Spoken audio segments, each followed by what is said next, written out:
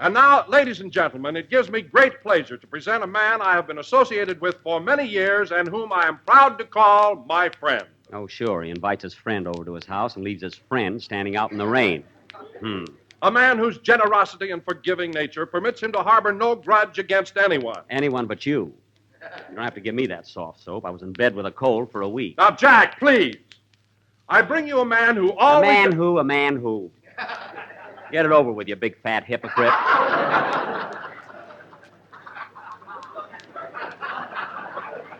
Well, go ahead. Jack, if you don't stop interrupting, I won't introduce you at all. Well, wouldn't that be a tragedy? I think I'll tie my shoelaces together and hang myself. He won't introduce me. Boo-hoo-hoo. Oh, nuts! Goodbye. You hear the way he slammed the door, Mary? Yeah. Darn near broke it. I'm going to tell Mr. Swallow, the boss of NBC, on him. Why, Jack, you're the biggest baby I ever saw. Imagine being mad at Wilson. Well, who wouldn't be? She's right, Jackson. Why don't you and Don kiss and make up? I wouldn't kiss Don Wilson if I was a French general.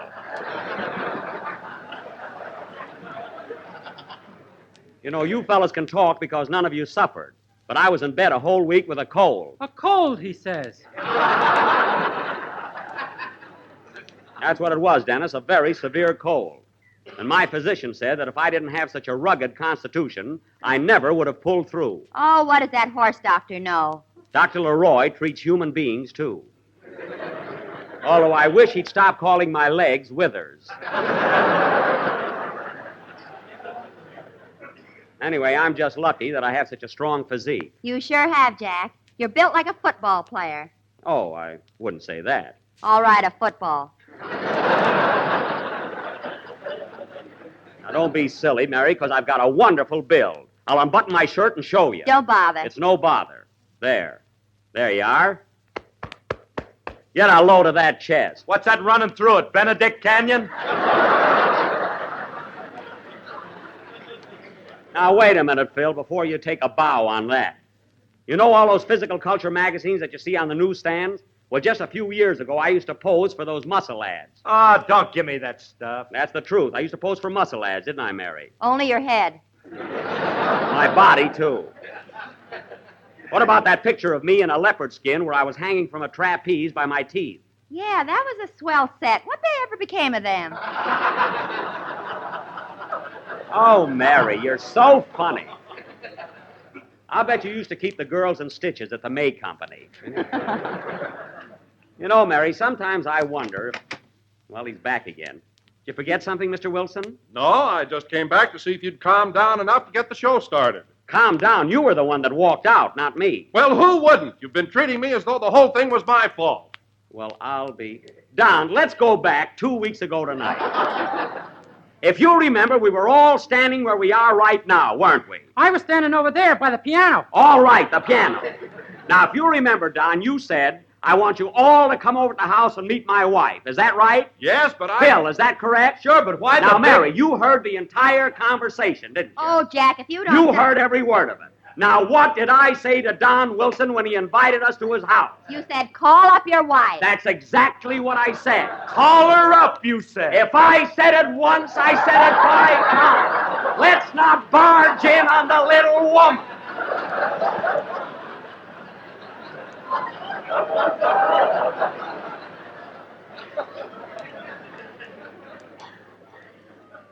Now, well, would you listen to me, Don? Now, wait a minute, No, Jack. you had to be a wise guy. Oh, what's the use? Goodbye. In and out, in and out. If he thinks he's going to get paid for tonight, he's crazy. He better be careful the way he's slamming that door. Say, Jack, you ought to stop being so silly and make up with Don. What'll the sponsor think? Oh, he'll never know unless somebody tells him. Don't worry. You mean the sponsor never listens to our program? Oh, once in a while. Then why do I go to the trouble of making those terrific musical arrangements? They cost me a fortune. Phil, any money you spend on your musical arrangements should be spent on having your head examined.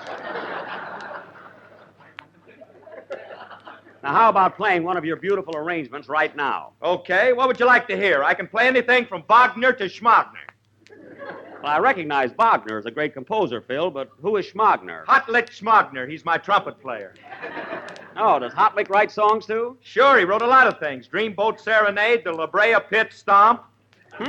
What else? Well, he wrote, when the bluebirds come back to Blueberry Hill, I'll be blue, oh so blue, over you, Sue.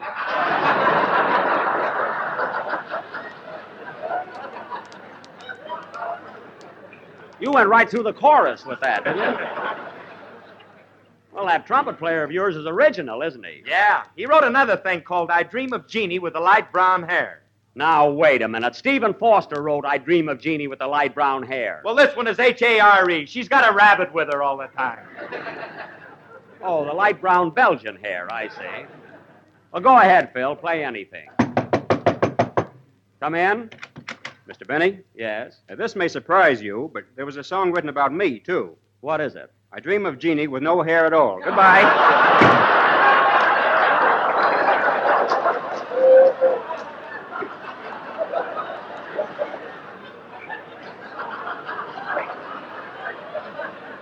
You know, I've seen an orange with a better pompadour than he's got.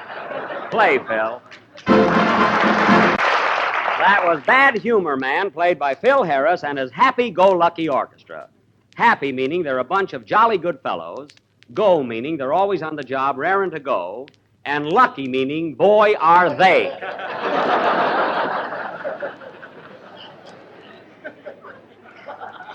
And that goes for Schmagner, too. Bad Humor Man. Say, Phil, you played that number about 4 weeks ago, didn't you? Yeah, I like to ring them bells. Well, you did it beautifully. You know, Phil, if you ever sell ice cream bars, and I think you will,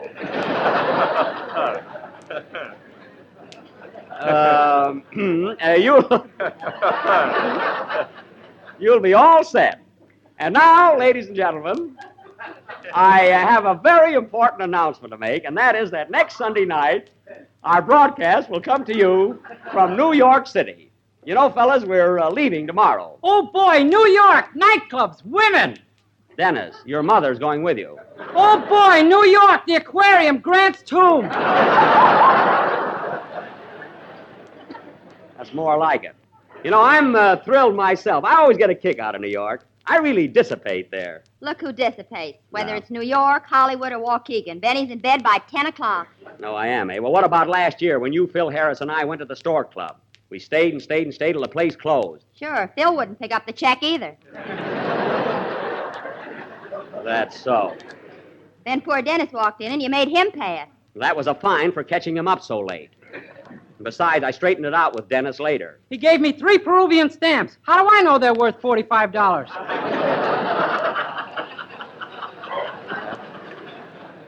Never mind, big boy. Huh? Say, Big boy yet to Dennis, huh? say, Jackson, I meant to tell you, I don't think I'll be able to go to New York with you. Why not? Well, I can't leave night school. I'll get too far behind. Oh, you and your night school. It won't hurt you to give it up for a couple of weeks. Nothing doing. Take history, for instance. History? Yeah, I'm up to Napoleon at Waterloo, and I want to see how it comes out.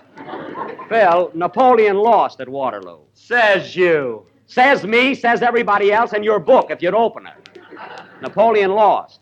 Well, I guess all I can do is pay up. Pay up. Yeah, I bet a guy across the aisle 8-5 he'd win. Well, you should have got 7 points on that. Too bad you lost, Phil. Oh, that's all right. I cleaned up on Dewey at Manila. You're the only guy I know of who would make book on history. Anyway, you're going to New York with us, so start packing. And if you think of it, take along one suit where the coat matches the pants. Do they come that way? Yes, believe me. And now, ladies and gentlemen... Oh, he's here again. Yes, I'm here again. Now, listen, Don Wilson, I'm going to tell Mr. Swallow, the boss of NBC, the way you've been slamming that door every time you go out. You do, and I'll tell him you put a slug in the apple machine. Slug nothing. It was a buffalo nickel. It was a slug. It was a buffalo nickel. Then how come it said good for 1 beer on it? Because the buffalo was thirsty and shut up. Anyhow, you're nothing but a big fat tattletale. I resent that. Goodbye. There he goes again. Say, Jack, you better make up with Don or he won't go to New York with you. Who cares? He'd probably squash Dennis anyway.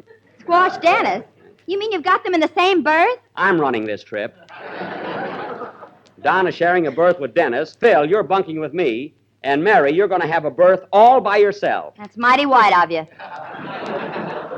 Just be glad you're going along. Hey, wait a minute. I thought of something else, Jackson. If I go to New York, I can't be in our night school play.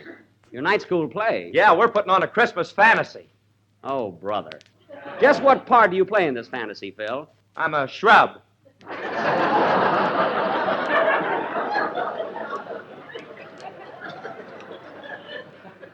You're a what? I'm a shrub. One of them little guys with wings. That's a terror!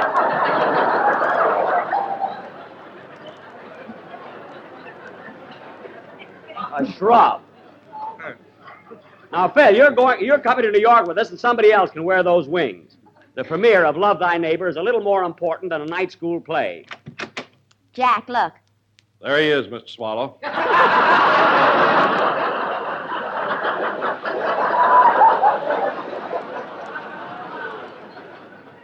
What? Well, I'll be... Oh, hello, Mr. Swallow. Listen, Jack, what's this I hear about you putting a slug in the apple machine? See you later, Wilson. Now, Mr. Swallow, that wasn't a slug at all. It was a buffalo nickel. Buffalo, schmuffalo, don't put them in the machine.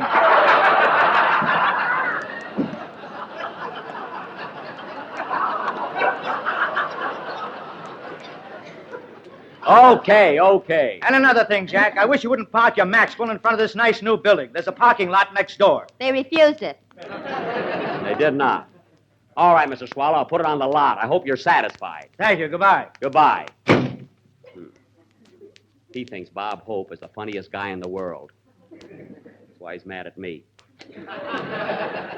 That reminds me, I got a bone to pick with him, too. What do you sort Bob Hope for, Jackson? I know why. Never mind. He told Brendan Cabina not to go out with Jack. I never asked those two dames for a date in my life, although Brenda has made several passes at me. And Kobe, too. Well, Mr. Wilson, I suppose you're proud of yourself. Now, if you haven't anything else to expose, you can go home to the little woman.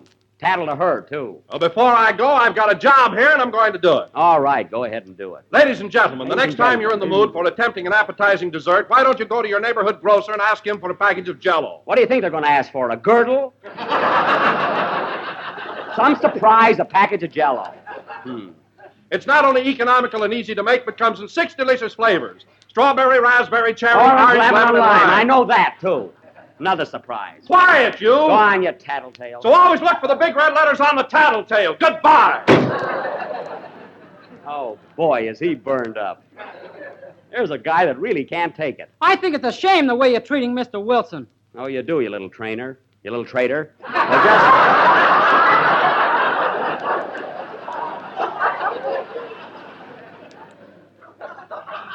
Those are my bifocals. Just sing your number, and I'll do the thinking around here. Now, what's it going to be? One of Mr. Schmagner's latest songs. Oh, no, you're not. You sing what you're supposed to. Okay. Now, go ahead. I never thought that Wilson would turn out to be a stool pigeon. That was I'd Know You Anywhere from Kay Kaiser's new picture, sung by Dennis Day. And just think, Dennis, next week you'll be singing from New York City, 3,000 miles away. Let's go to Peru. I want to cash in those stamps. I'll give you a good pinch if you don't watch out. You know, it's pretty cold back east, Dennis, so I advise you to take along some warm underwear. You'll need them. Are you going to take long underwear with you, Mr. Benny? Take 'em. He's wearing 'em now. You're only guessing, Mary. The underwear I happen to have on only goes to my knees. Yeah, but when we hit Chicago, you'll roll 'em down.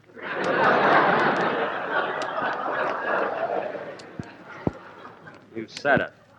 I'm not going to catch another cold. You saw what happened to me 2 weeks ago. Hey, Jackson, are you going to take your coonskin cap to New York? Oh, sure. If it's cold enough, I'll wear it. Even to the premiere? If it's cold enough. Yeah. If it's cold enough, I'll wear it. I can just see the sign in front of the theater. Love Thy Neighbor, starring Fred Allen and Kit Carson.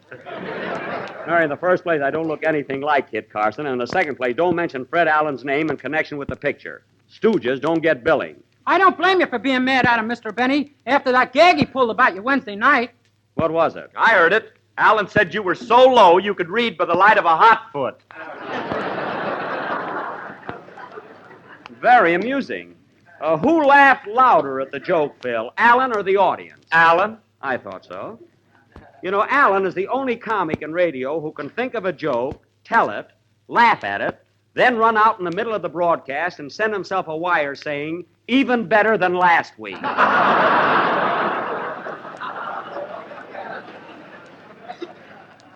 You know, he doesn't need a studio audience at all. Then why does he have so many people there? He sells them hot dogs during the commercials. Quite a sideline for him. Come in. Hey, Jack, here comes your veterinary. Mary, I told you he's not just a vet. Hello, Doc. Well, well, and how's my little man this beautiful, wootiful day? Your little man is finesy-winesy.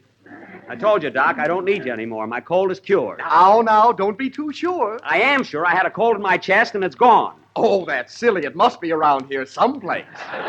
Oh, go away, will you, Doc? I'm all cured, and I feel great. While he's here, Jack, why don't you let him look you over? Mary, I don't need a doctor anymore. Tell you, I feel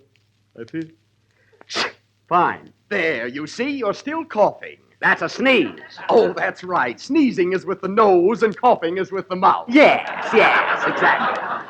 Now, please go away. Well, before I go, I'll have to give you a cold shot. That'll prevent you from sneezing again. Now, Doc, I haven't time for a shot. I'll just fill my hypodermic needle. You're not going to stick that needle in me. Oh, let him, Jack. He knows what he's doing. Yeah, but I don't need it, Mary. I'm okay. Now, hold still, and I'll put this needle right in your arm. Wait till I roll up my sleeve. Never saw such an impatient. There. Easy now. This won't hurt a bit. Here we go. Now, Doc.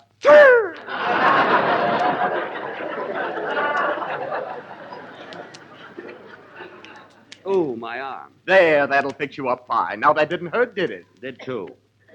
My arm hurts like anything. Should I kiss it for you? Don't bother. All right, I'll drop around tomorrow and see how you feel. Goodbye. Goodbye. Hey, wait a minute. Aren't you going to take the needle out of my arm? Pull it out. Oh, yes, I lose more darn needles that way. Too bad. Now, hold still.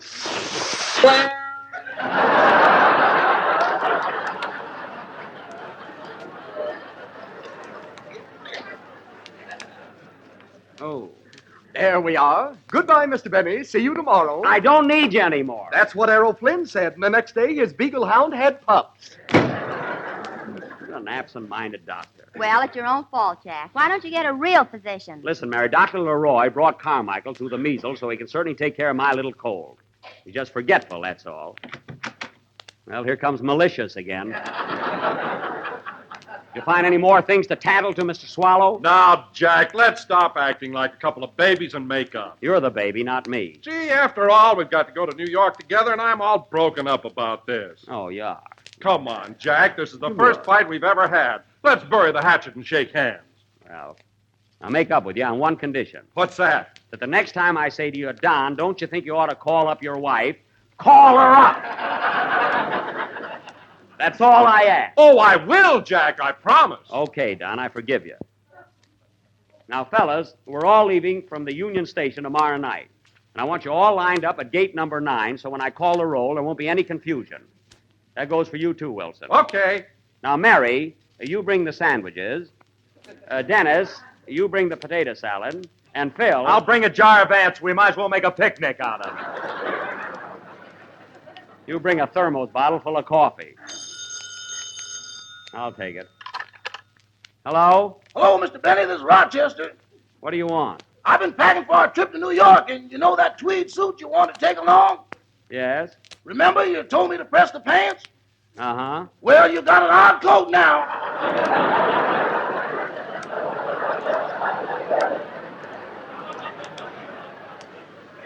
Oh, my goodness. Rochester, why is it you're always burning my pants? It's that gas flat iron. You ought to take a tip from Edison. Never saw anyone so careless. Now, Rochester's going to be pretty cold in the east, so I want you to pack my big, heavy overcoat. That overcoat's pretty old, boss, and besides, we haven't got room in the trunk. It's not so old. And if the trunk is full, wrap up the coat and send it parcel post. Parcel post. Yes. There's enough Mars in it to fly airmail.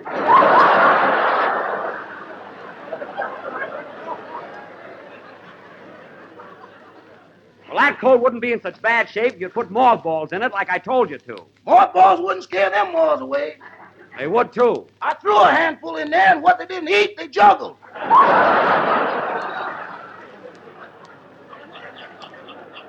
Oh, stop. Now, Rochester, one more thing. When we get to New York, I'm going to hit all the hot spots. You know, I'll be stepping out a lot. Stepping out, he says. Well, I will be.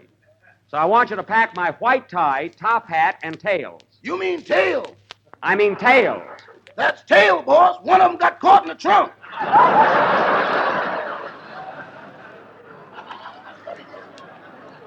Well, pack it anyway. I can have it fixed in New York. We go through Waukegan, my father can fix it.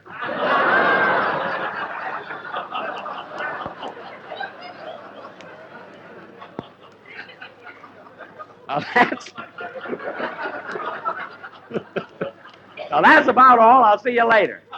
Goodbye, Rochester. Goodbye. Wait a minute. Here's something else, Rochester. Be sure and pack my coonskin cap. I'll need that. I meant to tell you, boss, I'm having a little trouble with that coonskin. What's wrong? Well, for one thing, I can't catch it. Now cut that out. Goodbye. Goodbye. I like to travel just once without trouble. Now, where was I? Oh, yes. Now, listen, fellas, remember, everybody be at the station tomorrow night on time. And so we don't have any duplications.